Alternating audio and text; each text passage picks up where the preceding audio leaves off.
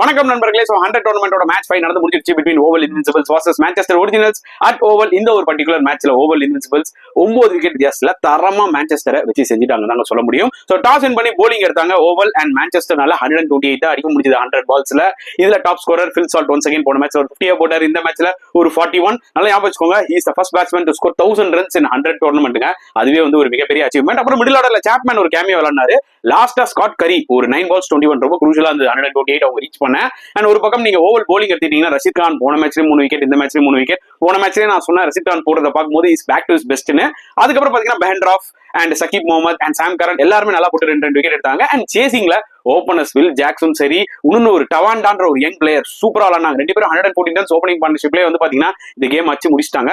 I think just 58 பால்ஸ்ல இந்த 129 target அடிச்சிட்டாங்க.